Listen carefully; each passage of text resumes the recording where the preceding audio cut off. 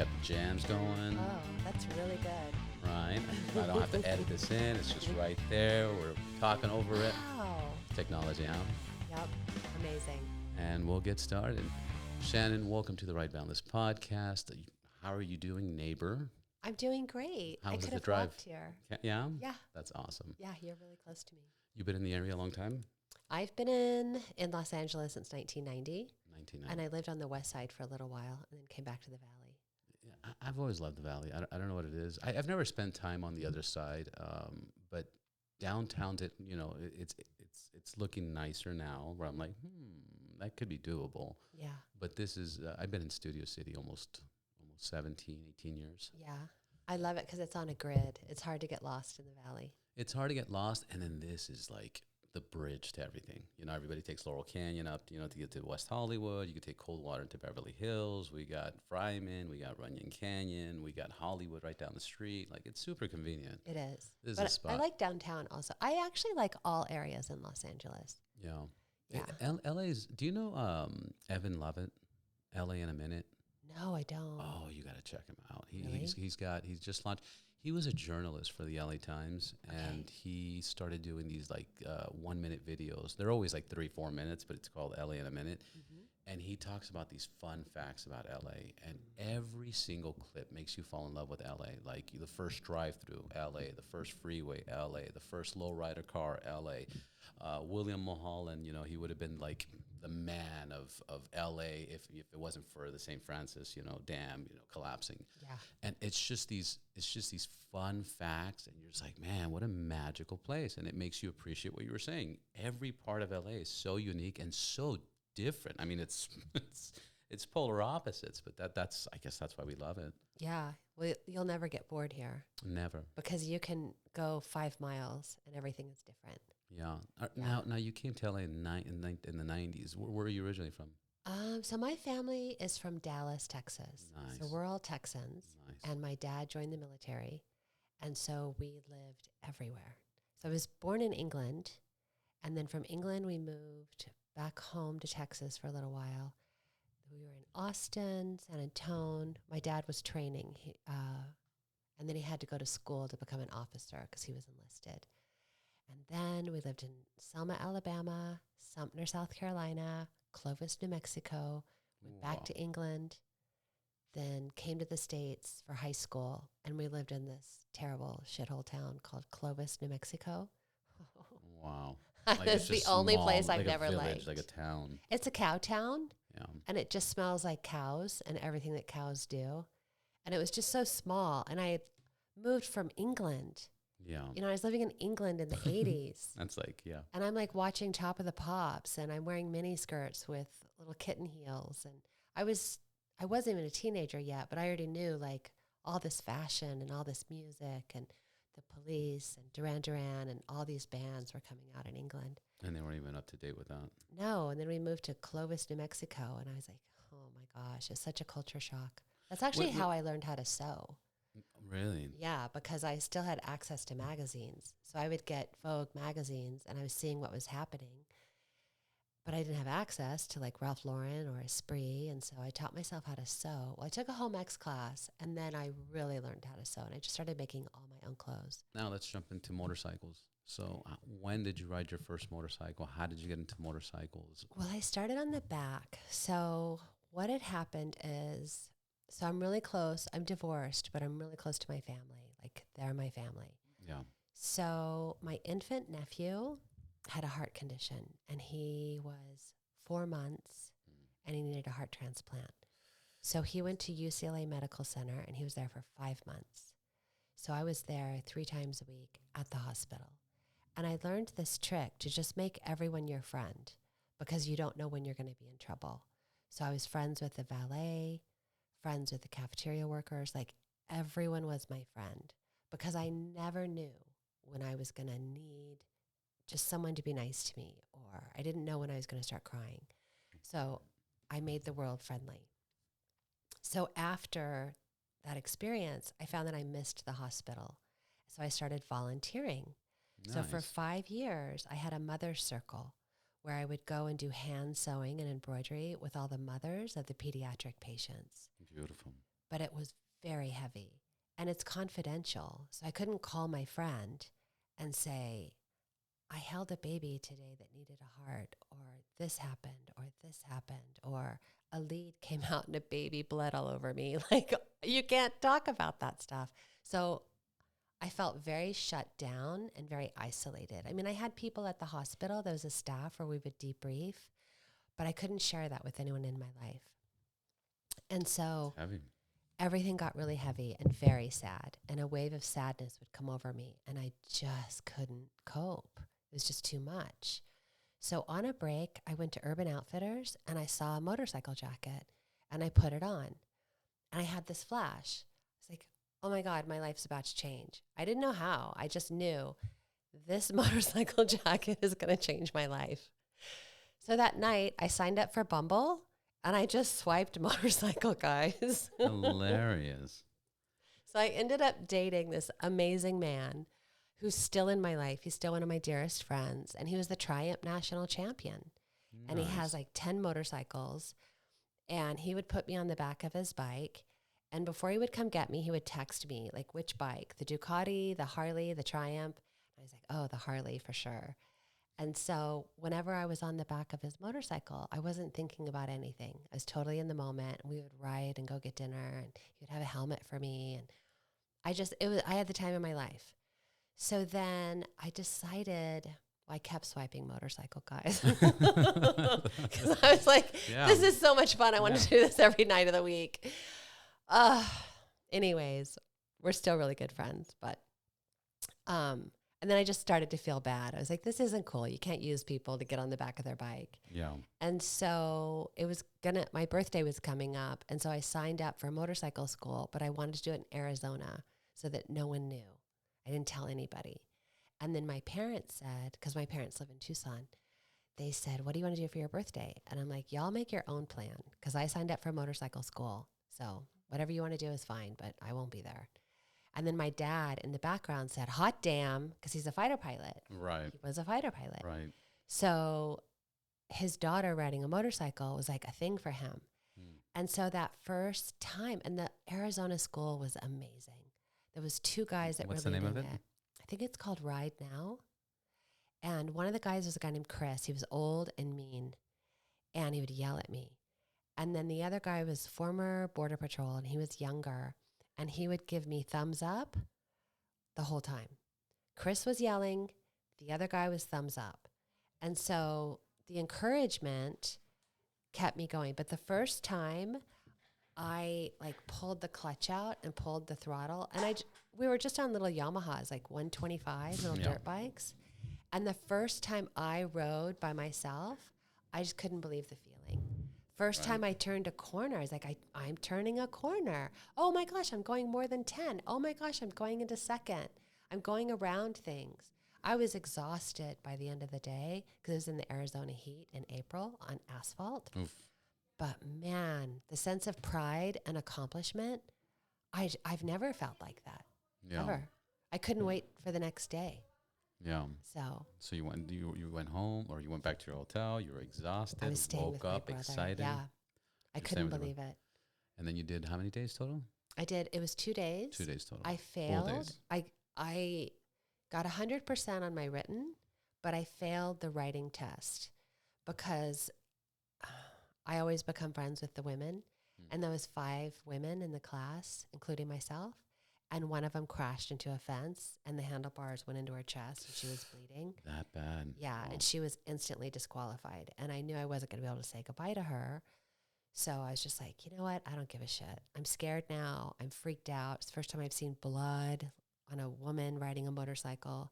And so I was literally like Pee Wee Herman, just taking my test. Like, I didn't care, and I failed. Yeah. But I knew I was going to come back to California and sign up again. Yeah. So that's what I did. Then I signed up for another weekend course in California and passed. And then I got a Honda Rebel 250. Awesome. One of my friends sold me her bike. Awesome. And I outgrew it in 2 weeks. That's what happens. Yeah. I went 60 on Sepulveda. I was like, this bike is not fast enough for me. And then I really started to feel like I was my father's daughter. Like, I wanted to go really fast, and I wanted to split lanes. And I really started to feel myself Like Yeah. really find out, wow, I am so much stronger and so much more capable than I ever thought I was. It's a big accomplishment. Yeah. It's a big accomplishment. I had a flight, a pilot. Yeah. What am I trying to say? A fighter. Fighter pilot? Fighter pilot. Thank Yeah. you. I had a fighter pilot on here for the Navy, and we were talking about, two-dimensional. Like when you're driving a car, it's very two-dimensional. It's just left, right, straight, like that. And when you're flying a plane, it's three-dimensional because you have up, down. You have different angles and stuff. And I asked him, how would you compare this to like riding a motorcycle? And he goes, motorcycle is the closest thing to flying a jet. Like literally, and it's not two-dimensional. It's very three-dimensional. The way you lean over, the way you angle, the way it turns, the way you, and it was interesting perspective hearing this from a fighter pilot. Yeah. That's the closest thing because it's intense, and then your senses are just focusing on, the car's mirrors and how much space is there, and then can he enter the gap, and can he not enter the gap, and this guy's not going to go in because there's a car next to us. That's a good gap to go through, but you don't want to stay in the gap. Like you're just so focused on that. It's amazing. Yeah, and being defensive. Just like looking at everyone like they're an asshole. Like, yeah. So it takes all your senses. So you can't think of anything other than riding. You can't think about babies at UCLA. You can't think about your son. You can't think about anything, or else you'll die. Think about sewing. You can't think about anything. Can't think about your students. You have to be in the moment on your motorcycle, being hyper aware of everything going on. Yeah. And that's where I find the peace. Is when I'm riding and I'm just totally in my moment. The zen. Yeah. That's true. And it's funny because I also express to people that when I'm going to go for a ride, or recently I've just been riding every day, the moment I come into my office or when I wake up, I'm making my coffee, I'm like thinking, okay, I got to ride here, I got to ride there, I got to run some errands, this, that. Before I get onto the bike, I'm like, what am I doing? Like, this is crazy. This is dangerous. I'm just going to drive. And until I get to my motorcycle and kick my leg over it and turn it on, when that happens, every thought is gone. Now it's like, all right, lights, brakes, cool, clutch, gears, let's get in the remote. Cool. And you start, I think, and I was talking to somebody else about this, it's the only time I am 100% present. It's like the only time, or when I do a podcast, because I literally get to tell you, hey, shut off your phones, all three of them. All three of them. Oh my gosh. Yeah, put on the headphones, let's have a one-on-one conversation, no distractions. And this is the only other time that I get to stay present, other than like I'm always checking the cameras and making sure I'm good recording. But like, outside of that, it's like I can have an intimate conversation, a very private conversation, and get to, know somebody. Where else do you get to do this in today's society? Right. It's impossible. Except therapy. I guess this is why I've never done therapy. Yeah. Yeah. So motorcycles are my therapy now. Yeah. And then the community it brings, It's amazing. There's nothing like bikers. Nothing. Yeah. I've traveled, everywhere. And whenever I meet, I just always know if someone rides. Yeah. How can you tell? I don't know. There's a friendliness, an openness. I don't know. Or if they used to ride, you can tell. At a gas station, women are always coming up to me and, wanting to see my bike and asking me, where are you coming from? Where are you going? And then they tell me their story. Oh, I used to ride. I rode in the 60s. I had a Triumph. I had this. I had that. So. And the stories are always great. They're so great. So sometimes it takes me a long time to get somewhere because I'm talking. Yeah. I'll meet the mayor of the town. I was in Wilcox, Arizona, and the mayor just walks over to my bike, and we just have a 20-minute conversation. He's like, can I take a photo with you? I'm like, yeah. He's like, next time you're here, you want to come out to my vineyard? I'm like, sure. He's like, bring all your friends. I'm like, okay. Yeah, I believe most of my interactions and friendships, especially because of the podcast, are all writers. Yeah. I mean, I know a lot of people that don't ride, but most of the close bonds. Yeah. And then when you ride with people, the bond you build, like you're going through rain, you're going through freezing cold, you're going through late nights, early mornings, and it's a different bond. Yeah, and I think for women, we become so close because before you get on your bike, you have to be okay. You have to be able to tell somebody what's in your head and then leave it with them or leave it there so that you can get on your bike and feel safe. So for me, like I have to trust and love everyone I'm riding with. And most of them know everything about me because you're riding, then you stop at the gas station, you tell them something that's happening, they tell you something that's happening, then you get back on your bike. So it's just you're always sort of bonding with the women that you ride with. So it requires a lot of trust. Have you used the intercom systems? I just used it. Isn't it amazing? It was amazing. It's a fucking like I've been riding 20-something years, Yeah. and I started using it maybe like 5-6 years ago. I will not forget the first day I used it. The first day I used it, I was like, I have 10 people with me. You know, I'm doing the lead, and it's like, hey, you good? Yeah, I'm good. And any stops? No, we're good. No stop. And I'm like, I feel like we're reading each other's minds because you don't see anybody's face, and you're just focused on the road, and it's the greatest thing added to the motorcycle. Well, I just did it for the first time 2 weeks ago. How was it? Amazing. Because I've had a Senna for probably 3 years, and then I just didn't use it. Right. And because I wanted to hear my engine, I wanted to hear the wind, I like to pray, I didn't want to hear music, I need to hear cars, I like having nothing when I'm riding. And then I don't remember when it changed. I think it was right before I shot my film. We installed the Senna, and I was going on a long trip, even though I didn't even use that helmet. But when I went to South Dakota, I went with other women. We did how many miles? 3,400 miles with 4 other women. It was so much fun. But they're all on the Senna intercom. And I was like, nope, I'm good. I just want to like be with music and be with my thoughts, but I don't want to talk when I'm riding. I do so much talking. I don't want to do that on my bike. And then a couple weeks ago, I was riding with my friend Tim, and he's like, let's hook up our intercom. I'm like, okay. So then we're riding through Beverly Hills, and we're just like, this is amazing. We're talking. And yeah, it was amazing. It was really great. So now it's okay to do that for me now. Yeah, it's natural. Yeah, I've just always wanted my privacy almost when I'm riding.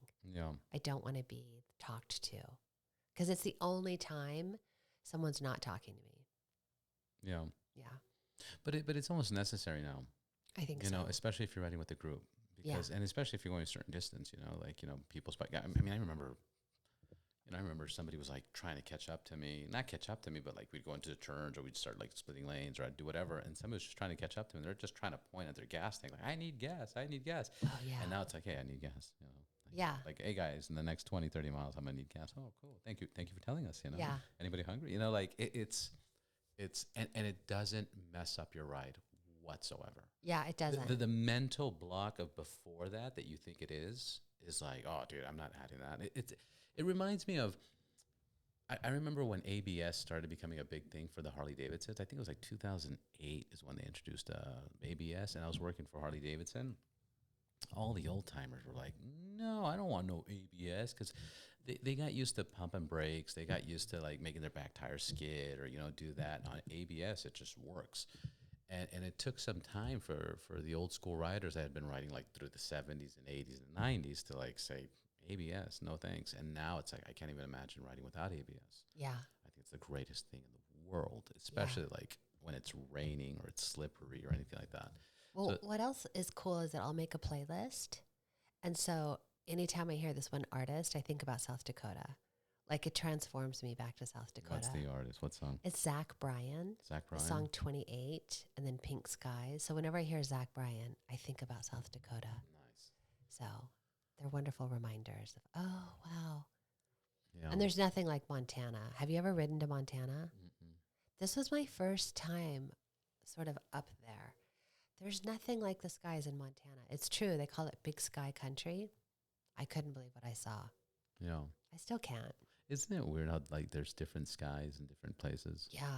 Like, I mean, my favorite sky is usually Texas. Yeah. Because there's just so many clouds. But Montana just blew me away. Is it like it's like the big giant clouds, right?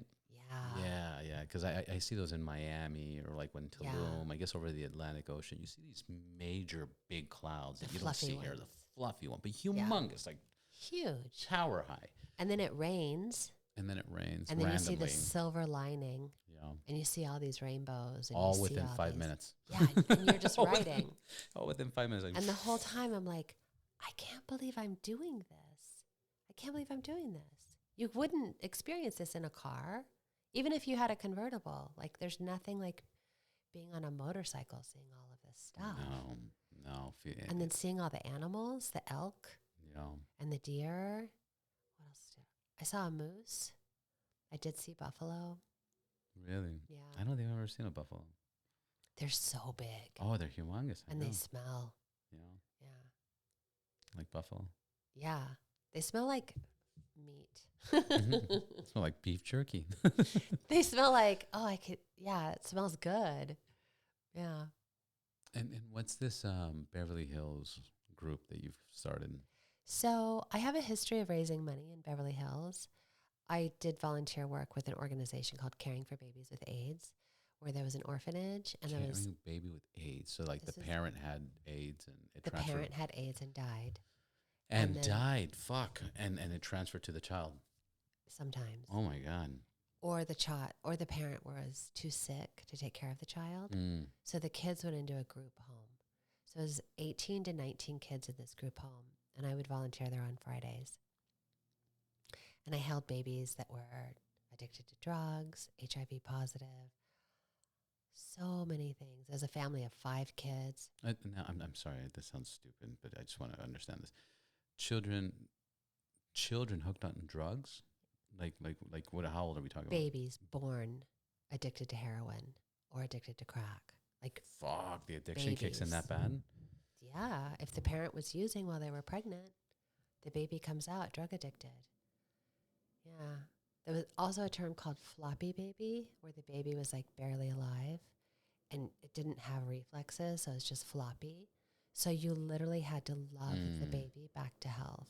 That's and like holding a baby that's shaking.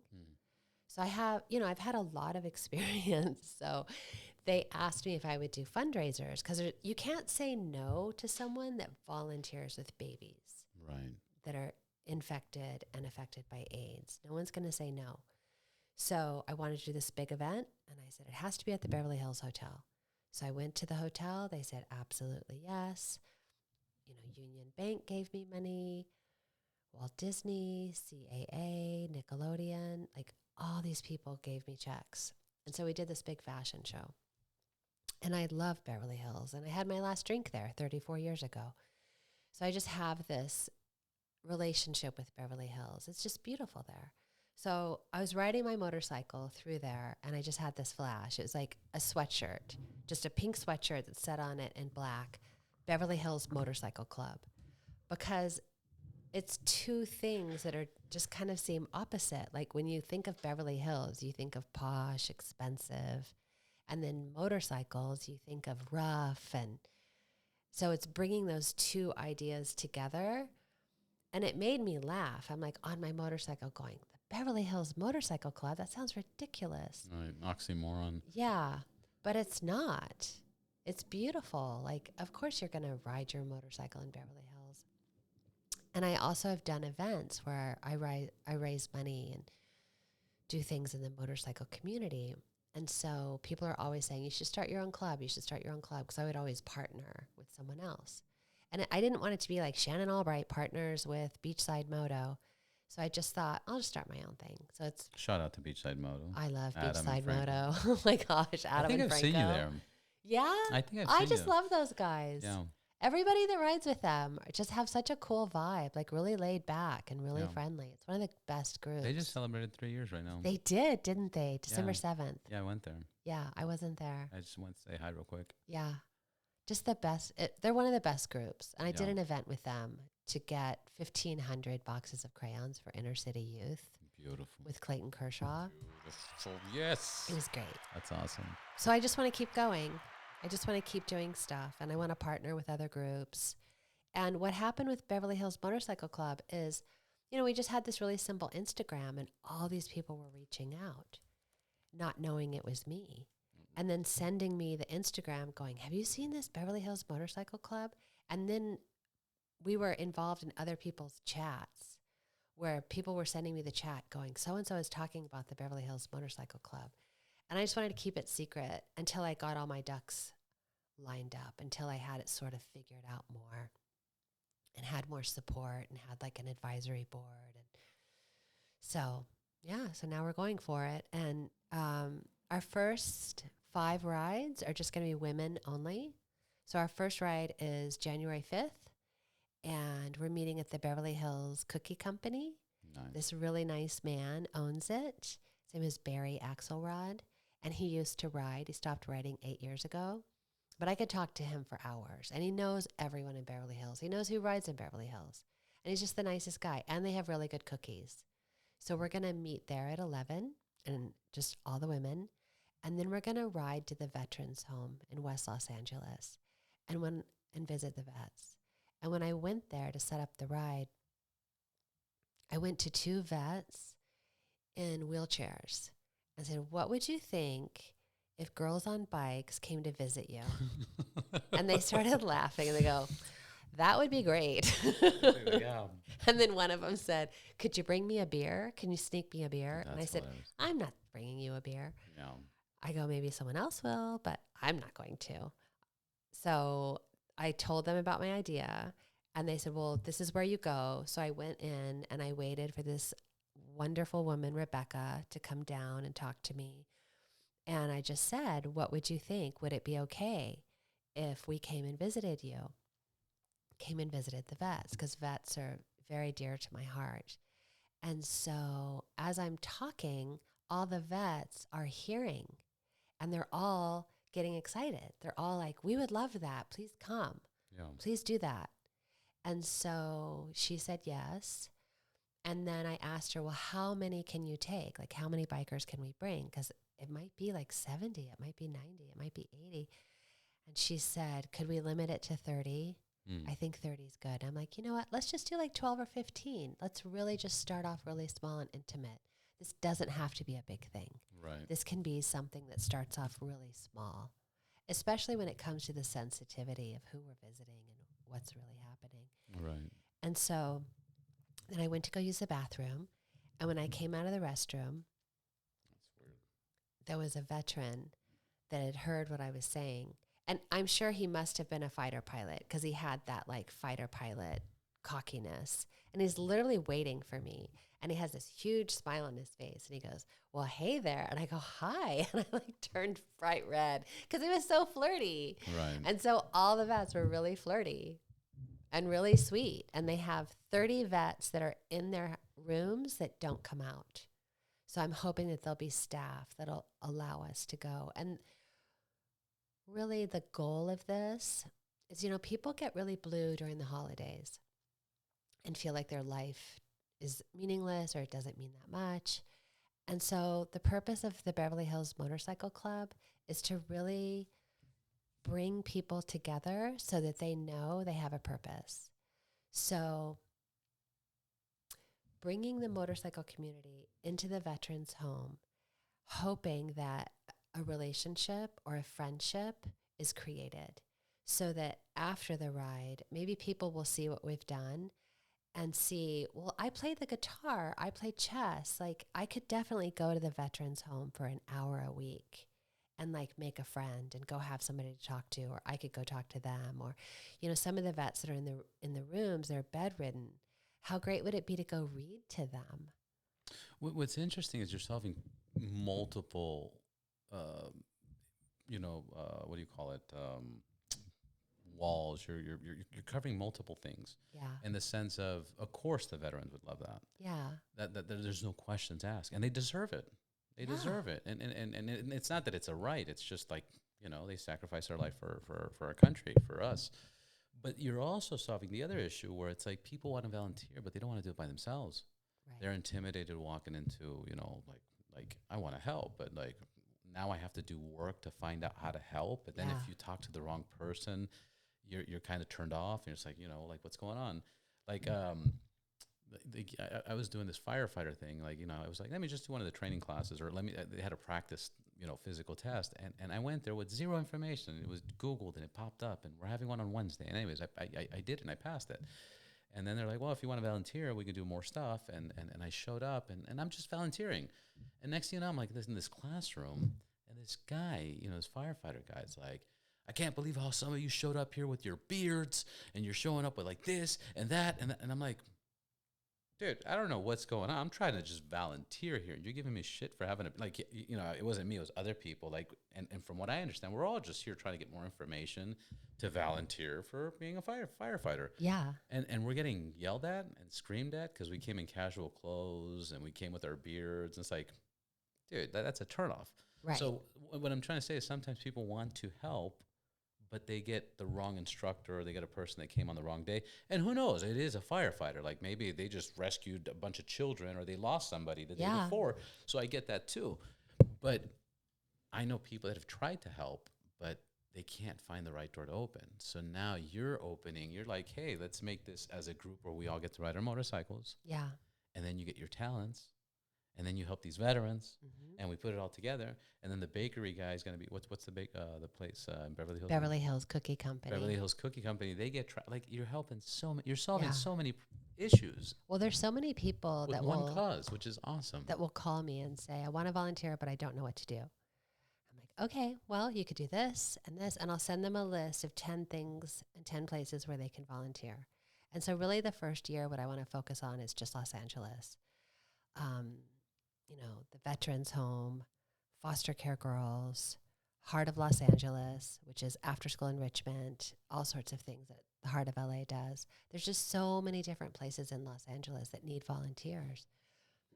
The Dream Center, the things that the Dream Center does, it's unbelievable what they do. They literally take people off the street and transform their lives. They'll have a place to live for a year, and then they have transitional housing for 2 years. The things that all these organizations do in Los Angeles, I just don't think that people know. And so it's just creating those opportunities I know for me, when I moved to Los Angeles, I was terrified. I was young. I just turned 21. I moved here from Boise, Idaho. And I just felt like every day I was going to die, that my life was just in danger. And I started volunteering downtown at Heart of Los Angeles at a church on Wilshire and Catalina. And I fell in love with that place. So every Saturday for 5 years, I did arts and crafts with inner city youth. And they helped me more than I helped them because I had a place to go and I had all these friendships. And I was so in love with Los Angeles. And it really helped me find my place and my purpose in LA. And I think that a lot of people suffer from depression, and not even just depression, just like wondering, like, why am I here? What am I doing? What am I doing? And when you have a place to go every week, it'll keep you going through the week to get to that place. Yeah. And I've done so many different things in LA. Like I've held babies, which holding babies is actually very competitive. What do you mean? There's a lot of women that want to hold babies. Yeah. And it's kind of cutthroat. But what's happening? Like you guys are like boxing, like elbowing each other, like my turn. My turn. Yeah. Yeah. No, they, at Children's Hospital at like UCLA. tying each other's shoelaces. Yeah. So one tries to walk over there. Yeah. I've gone to luncheons where the ladies are not always that nice to each other because they're competing for the best spots. And they'll meaning the best, like the best shifts. Yeah. Where the babies are available. Yeah, wake and stuff. And yeah. Like that's hilarious. It's hilarious. It's competitive holding babies. So on Facebook, if someone's like, where can I go to hold babies? Like, forget it. Get in line. Get in line, bitch. There's like so many girls that want to hold babies. Get in line, yeah. Yeah. I like I told you, I raised both my kids practically on my own. I love babies. I do too. I fucking love babies. And babies and kids and dogs love me. They'll just like throw themselves. I just posted, my buddy brought like a big crazy dog. Mm-hmm. And within like 5 minutes, this dog was eating out of my hand and jumped. And he goes, dude, this is weird. He filmed it. He's like, this is weird. My dog never does this. What's going on? He likes him. This is weird. I don't know what's going on. I was like, bro. You're just a dog person. Yeah. But to be honest, I'm not a big fan of dogs. I am, but I know my circumstance. Yeah. like in a building, or if I don't have the right backyard, or if I don't have the right circumstance, I don't want it because I know it's not right. Yeah. But I had a house down here on Landale on Oh, I love Landale. that's my Yeah. yeah, on Ben. I used to live on Ben on Okay. Landale, so I had a backyard that had 2 lots on it. Mm. And I had this husky dog, and that I loved my dog because he had space, and I was happy. And my 15-year-old was 3 or 4 at the time, perfect. But like when you grab a dog and you don't have the space for it, I don't think it's right. Yeah. Like, so that's my thing with dogs. But if I was like in the country or in a farm, Oh, yeah, or if I'd I was, have 10 I'd have dogs. that. I want to have 10 kids. Yeah. you I would know? have 10 kids. Yeah. I mean, not physically, but I mean, that's my dream, is to basically like have an old Victorian mansion with 10 kids. Oh, and that'd be each dope. kid gets a dog. This is my thing. It's just my bond with my 2 boys is so strong that I'm like, nobody's going to deal with my shit in 20, 30 years from now. Except for my kids, like they're the only ones that are going to put up with my shit, Yeah. And now I'm like, oh, dude, I see the value of, not due to you, like, Yeah. in general. I'm like, oh, shit, like, I see the value of having, like, a shitload of kids. But, Yeah. but it's fucking hard. It's really hard. It's the first time I say it publicly now. Yeah. No, It's it's really hard. My son will be 22 on New Year's Eve. That's so awesome. And it's really hard. Yeah. Yeah. No one tells you like how heartbreaking it is. You get your heart broken all the time. Yeah. Just from him growing up. You're like, wow, I feel like I'm being broken up with. And he's just going out. Like, yo, what's going on, dude? yeah. That's also how motorcycles helped, was as he became a teenager, I was like, I got to let go. I got to get my own thing going on. I'm like, I'm obsessed with this kid. So, yeah, the motorcycles really helped with that. Yeah, you were saying it earlier when people were talking, people get depressed and they deal with depression. I probably, the only reason I've never seen a therapist or whatever the case is because of my children and because of motorcycles. Yeah. Because I'll have a bad week. I'll have a bad week. Like, fuck this week. This week was dumb. I don't like it. It's stupid. And then, hey, are we riding this weekend? Maybe. Hey, dude, just come in. We want you to lead the ride. And I'm like, possibly. All right, maybe. Yeah, I'll commit. It's like, at least I'm riding. And then I'll be miserable the night before. Fuck, I didn't want to ride, blah, blah, blah. And the next morning, it's not safe. Yeah. You make all these excuses. Yeah, all these excuses are, do you guys have to have the ride at 8 a.m.? Oh, my God, it's cold. Yeah. Yeah. Yeah, because one guy, it's like, fuck, 8 a.m., but it is good because you get more riding and the weather's cool. Anyways, by the time you're done, it's like, you feel totally what different. Therapist. And there's What nothing like a therapist? post-ride nap.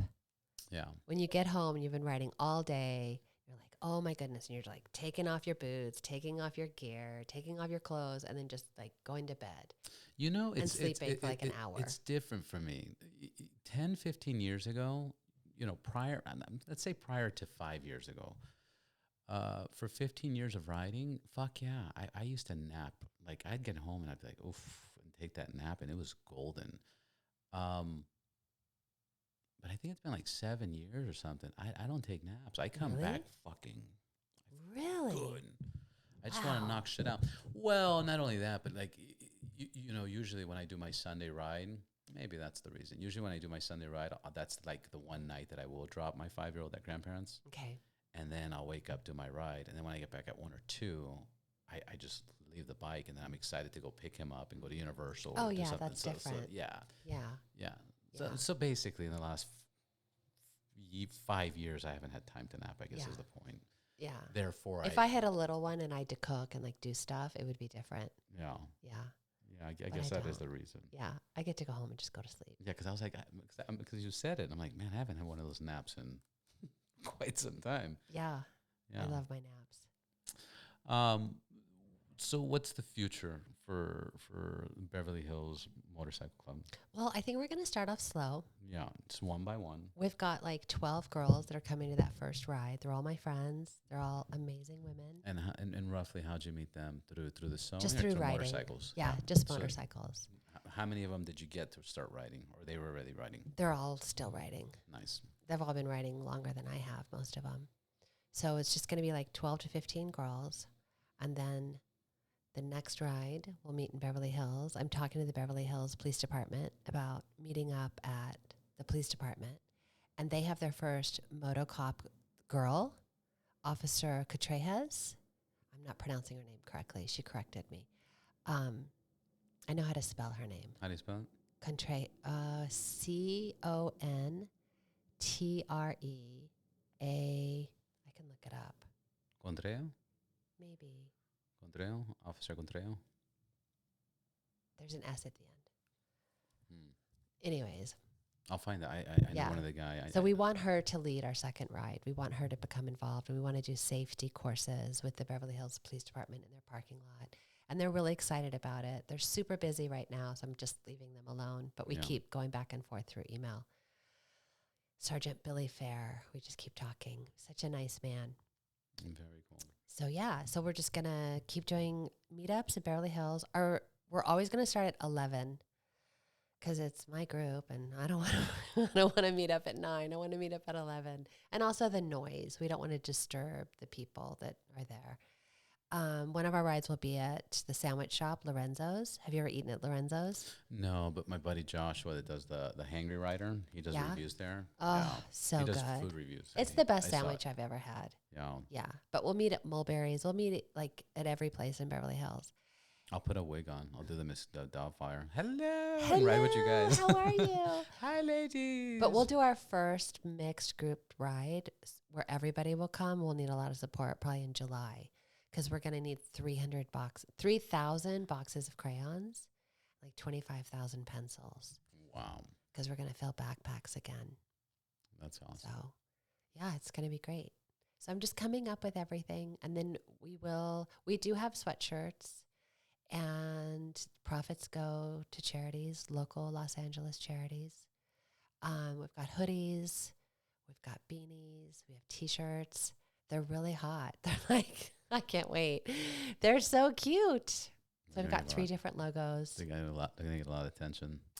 Yeah, the Beverly Hills Motorcycle Club. You're gonna be selling merch. I think so, but it all goes to a really good cause. Yeah. And causes. God bless you. And so the first year is just Los you. Angeles. And then we'll do other things in the United States. There's a lot of things I want to do. A lot. I mean, I shot a film, and in the process of shooting the film, you just sort of discover like how many needs there are just in the United States. You know? Yeah. There's a lot of needs. And it's back to what we were talking about. People need help. Yeah. And people don't know where to look for it. They don't. And when they don't find it, they get depressed. And when they get depressed, they get more depressed. And it's just this vicious cycle. Well, I teach sewing at all these schools. Most of them are private. And I was telling one of the administrators how I was going to shoot a film. And she said secretly, she goes, I have to tell you, we just had our gala and we raised $700,000 and we don't need it. It's like, what? That's a lot of money and you don't need it? And she said, so I want you to go find out where the needs are and we'll help you. So we're still figuring all of this out. But how amazing would that be to have an LA school connect with a school in Alabama or Deming, New Mexico, or Socorro, Texas, or just all these teeny tiny towns where there's just no resources. Have an LA town, and I think about, so I went to Selma, Alabama, and there was no books in their library. So I came home and I just told all the moms, they don't have books in Selma. Selma, Alabama does not have books. So I got 900 books and I shipped them to Selma. And if I'm able to do that just by sending out an email and talking to a few mommies in LA, could you imagine like connecting LA mommies? What kind of books? Just random books? Yeah, just books. Somebody donated 124 copies of Hidden Figures. And that went to the high school, to Southside High School in Selma. And then someone donated 112 copies of The Boy Who Harnessed the Wind. And so that went to Selma. We got The Secret Garden. We got so many books. Some of them were used and some of them were new. Most of them were new. And I remember it was like $540 to ship books to Selma, which I gladly paid. I was like, I'm just going to pay for this. I'm not going to do a fundraiser. So, yeah, it's just connecting people who want to help with people that need help. And it's not that hard.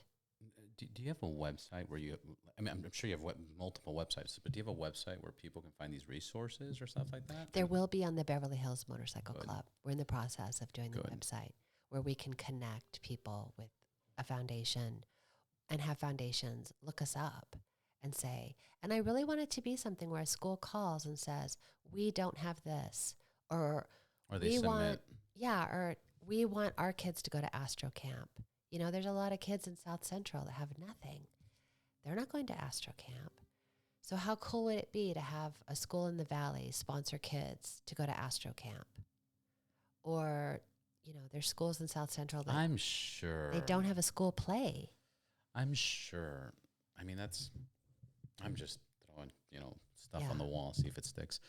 But I'm sure, like, hypothetically, if there was a way of getting like a warehouse, whatever, in the Valley, downtown LA, whatever, and you started a website, and it was just like people can put requests like, we need this, we need that, we need this. And then there's other people like, we have this and we need to get rid of this. Yes. You know, it's like the police stations, the police departments, they order all those parts for the cars, and then all of a sudden they have all this extra stuff that it's like, we don't need this, and other companies need it, but on an educational level. Yeah. Well, Facebook is actually really good for that.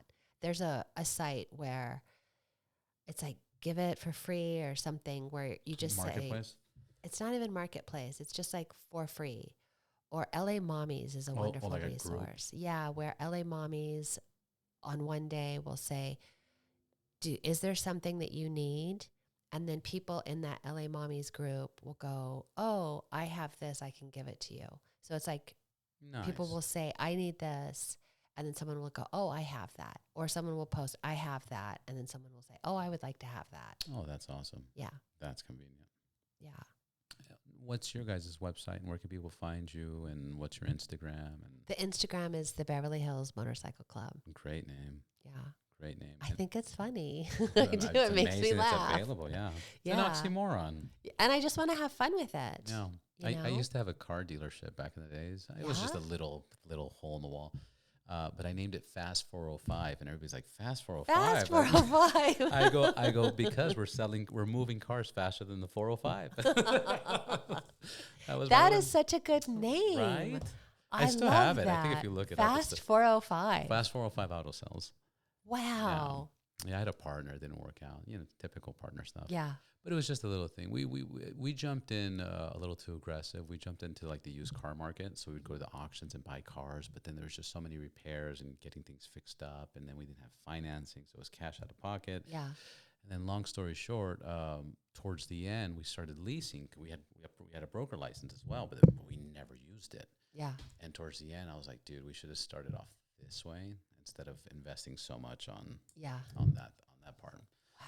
So, but yeah, Fast 405. But every time I said that, Fast 405, they'd be like, Fast 405? That doesn't even make sense. But it's so funny. And then I was like, but the slogan, moving cars faster than the 405. That's awesome. Well, ours is the Beverly Hills Motorcycle Club. And then it's That sounds badass. Hold My Poodle. Hold my... Or Hold My Baby. Yeah. Hold My Poodle, I like a lot. So we are gonna start doing photo shoots. And my friend that I met riding just had a baby. So we're gonna do a photo shoot with her where she's like handing me her baby. So it's like Beverly Hills Motorcycle Club. Here, hold my baby.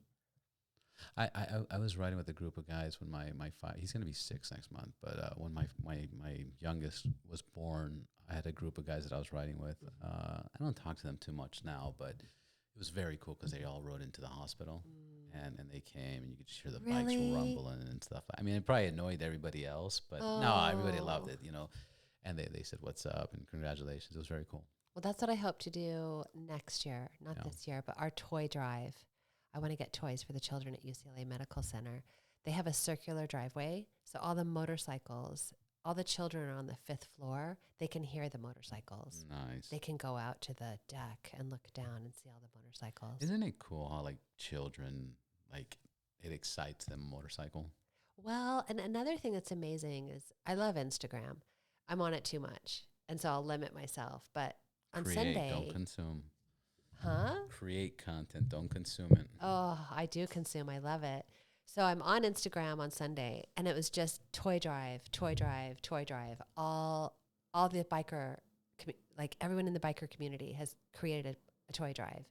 And so when I think about like how many kids are getting toys just because of the motorcycle community. Oh, yeah. And Saturday and Sunday, there's just ride after ride after ride. And usually I participate. I usually do the VVMC. Yeah, those guys I are great. do the booze fighter ride for Hillsides. And then there was one other ride that I do. Pasadena. And Pasadena. Yeah. And they're donating to the Optimist Club. So PMC is doing Optimist Club. And I did it last year. And I bought sweatsuits for the girls because I know. Yeah. I used to volunteer in the home. Yeah. And so I know what the girls need. They really like false eyelashes. They want makeup and false eyelashes. That's hilarious. Isn't that funny? Each their cup of tea. Yeah. Yeah. Yeah. Well, I think we covered a lot, Shannon. Well, this was so nice being here. Absolutely. And, hopefully we do this more frequently with updates or anything going on. I want to, maybe we'll do a follow-up like at the end of January, February. Oh, that'd be great. I want to know how the ride went. I want to show the sweaters or what are they going to be, sweaters? We've got sweatshirts and T-shirts. We've got hoodies. And hoodies. Nice. The hoodies, I'm probably never going to take them off. Yeah. Yeah. I'm sure. Why would you? They're like luxurious and the artwork is amazing. And I'm really excited about this. You know, I'll throw a little fun fashion thing that I picked up and noticed. So I've done a lot of traveling, and I've been to like many countries, and it's funny. It got to one point where I was like, "All right, Louis Vuitton. All right, you know." Like I started seeing it everywhere, and then I started thinking, I go, every major city has Louis Vuitton or Prada or has this, and then I started thinking about Harley dealers because I wanted to buy my T-shirts, to take home, and then I was like, wait a minute, I think Harley Davidson is more exclusive than Louis Vuitton, and then I started looking at the stats, and there are more Louis Vuitton stores than Harley dealerships, and I'm like, wait a minute, Harley is more exclusive than oh wow. And I put in that perspective because I was just like, it's like no matter what major city I go to, there that was. Yeah, they didn't have a dealership. So well, there's something also about Beverly Hills that I don't think people really understand is just how friendly it is. Oh yeah, it's a small town. It just happens to be posh, but I'll go to, there's a Dior coat that I love right now. It's $22,000, so I'm probably not going to get it. I couldn't imagine. I would rather have a motorcycle than a coat. Right, of course. But I do go and visit it, and you can see like the way that it's sewn and just everything. And then there's a suit there. There's a denim suit. And so I'm talking to the stores and asking them, well, if we did an event and if we did a fashion show at the Beverly Hills Hotel, would you want to participate? And everyone has said yes. So we're probably going to do a fashion show. Fuck yeah. And all the motorcycle people are going to come. And they're going to be models. And there's really no limit. No, there's no limit. And then also just in the process of, I don't know, just being a sewing teacher and raising money and being in the community. So I was teaching this little girl how to sew. And she's hilarious. And she's a total badass. She does Krav Maga. She's got like... Krav Maga. Krav Maga. She's got a black belt. And she's a dancer. And I was teaching her how to sew. And so the radio came on. And there was this... I don't know what I should say. So there was an ad for a law firm. So this little girl goes, that guy's a crook. I said, what? She goes, that guy's a crook. And I go, how do you know that? And she goes, my dad's a chiropractor. And he deals with all the lawyers. So I said, okay, who's the best? So she told me. So I started following him on Instagram, and he followed me back. And I said, this little girl says that you're the best. So now every time I do an event, they say, how much do you need? What would you like? We love everything that you're doing in the community. So they're a big supporter. Brett Sachs at MVP. Nice. I love those. I love them. They're amazing people. And I don't even have to say, like, I'll just let them know I'm doing this event. They're like, well, can we get the coffee? Can we get the treats? And then can we write you a check? Like, yeah, you can. And they don't ask for anything in return. They're not asking to be on a flyer. They're not asking for me to talk about them. They're just really just wanting to help in the community. And then I watch their Instagram and I see all the amazing things they do. Good for them. In the community. Then one of my friends got in a motorcycle accident and they're helping her. That's great. Yeah. That's great. It's hard to find a good attorney. Yeah. So thank you. And when a little girl tells you that they're the best, I believe a 7-year-old little girl. Especially the dad being a chiropractor, because he deals with multiple attorneys. He's dealing with 5, 6, 7, 8, 9 attorneys. So he shouldn't care unless if the person is a crook, Yeah. So and he will care if there's a person that's much better. So that's a solid. But even when I'm riding my motorcycle, it gives me a badassery. I'm like, oh, you're going to mess with me? Well, I'm going to call Brett. If you do anything to me, I'm going to sue you. That's awesome. That's awesome to have that. So Yeah, your confidence will be a lot higher if you have what do they say? The secret in life, you have to know a good doctor, a good attorney, and yes. and I think there was one more other thing you had to know, but Yeah, I have 3 attorneys. Yeah. good. Good. Yeah. Well, Shannon, I think we'll wrap it up right there. We're over an hour. We've been talking for over an hour. We've been talking for over Wow, an hour you're and so 8 minutes. easy to talk to. I'll tell it to my exes. I'm kidding. No, I still talk to them. Again, we'll do this again. Okay. And I appreciate your time. Yeah, thank you. Thank you.